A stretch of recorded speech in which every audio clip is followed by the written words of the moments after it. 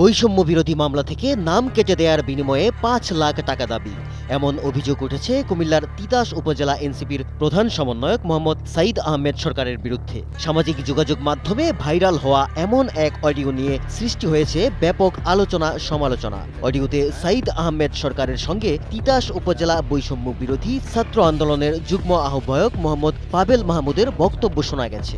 বাংলাদেশের প্রথম immunity booster সমৃদ্ধ ফ্যান্টাস্টিক হ্যাপি এনার্জি বিস্কিট। আসসালামু আলাইকুম সাইদ ভাই, এই আমার মামা হয়, এর বাড়ি হচ্ছে টঙ্গী, কিন্তু হ্যাঁ মিথ্যা মামলা রামপুরা থানা বৈষম্য বিরোধী মামলায় না ঢুকে দিয়েছে পারিবারিক দ্বন্দ্বের কারণে।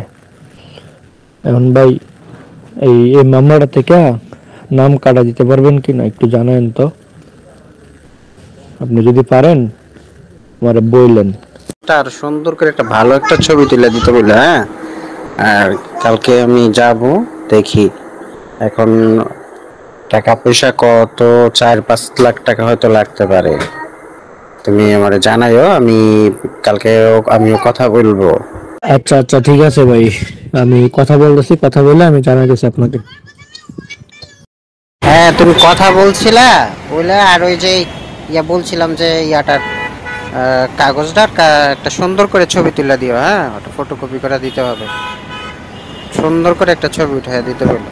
পাবেল মাহমুদের দাবি, ফেসবুক মেসেঞ্জারে তাদের কথা হয়েছে। অডিওতে পাবেল মাহমুদকে বলতে শোনা যায়, পারিবারিক দ্বন্দ্বে মিথ্যা মামলায় তার মামার নাম দেয়া হয়েছে, নাম কেটে দেয়া যাবে কিনা। সাইদ আহমেদ সরকারের কণ্ঠে শোনা যায় এ কাজে ৪ থেকে ৫ লাখ টাকা লাগতে পারে। পাবেল মাহমুদের দাবি, তার কাছে এ বিষয়ে যথাযথ প্রমাণ আছে। আসলে কিছুদিন আগে আপনারা হয়তো একটা নিউজ দেখতেন যে এর মাধ্যমে নাকি আমাদের এনসিপির প্রধান সমন্বয়ক জনাব সাইদ আহমেদ সরকারের নামে নাকি একটা গুজব ছড়ানো হচ্ছে। আসলে বিষয়টা এরকম না।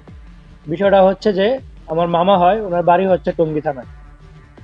তো ওনাকে মিথ্যা মামলায় বৈষম্য বিরোধী ছাত্র আন্দোলনের রামপুরা থানাতে না ঢুকায় দেওয়া হয়। তো এই বিষয়ে আমি আমাদের এনসিপির প্রধান সমন্বয়ক সাইদ আহমেদ সরকারের সাথে আলোচনা করি যে ভাই বিষয়টা কি করা যায়। তো উনি আমাকে বলে যে ৪ থেকে ৫ লাখ টাকা লাগবে। তা আমি বলি যে ভাই এত টাকা কেন লাগতে পারে বা কি করবেন এত টাকা দিয়ে। তো উনি বলছে যে লাগবে, তুমি আমাকে কাগজটা ছবি দাও আর টাকাটা ম্যানেজ করে রাখো, আমি নাম কাটা দিতে পারবো, সমস্যা নেই। তো এই এখন উনি যে বলতেছে যে এটা গুজব, আসলে এটা কোনো গুজব না। আমার কাছে সবকিছু এভিডেন্স আছে, ওনার ভয়েস আছে, সবকিছুই আছে, আমি চাইলে সবাইকে দেখাইতে পারবো ইনশাআল্লাহ। তবে এনসিপি নেতা সাইদ আহমেদ সরকার দাবি করেন অডিওটি জোড়াতালি দিয়ে তৈরি করা হয়েছে। আমি যখন কুমিল্লা ২ আসন হোমনা তিতাস আসনে নির্বাচনের ঘোষণা দেই, অনেকেই আমাকে সাধুবাদ জানিয়েছে এবং অনেক সাধারণ জনতা আমার পক্ষে আছে। এইটাতে ঈর্ষান্বিত হয়ে কিছু মহল যারা এখন ষড়যন্ত্র করছে আমার প্রতিপক্ষ, তারা আমার এই রাজনৈতিক ভাবে মোকাবেলা না করতে পারে পিছন দিক থেকে আমাকে ছুরি মারার চেষ্টা করছে। একটা এআই দিয়ে ফেক একটা অডিও বানিয়ে স্রেফ আমাকে শুধুমাত্র হেয় প্রতিপন্ন করার জন্য তারা এই কাজটা করেছে।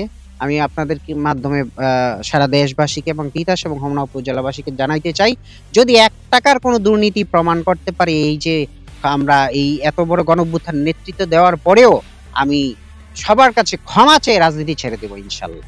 আপনাদের কাছে আমি শুধু এটুকু বলবো, যারা এই গুলি করছেন তাদের বিরুদ্ধে আমি জনগণকে সাথে নিয়ে আমি প্রতিরোধ গড়ে তুলবো এবং আইনিভাবে এটার ব্যবস্থা নেওয়ার জন্য আমি প্রস্তুত এবং সেই প্রস্তুতি আমাদের চলছে।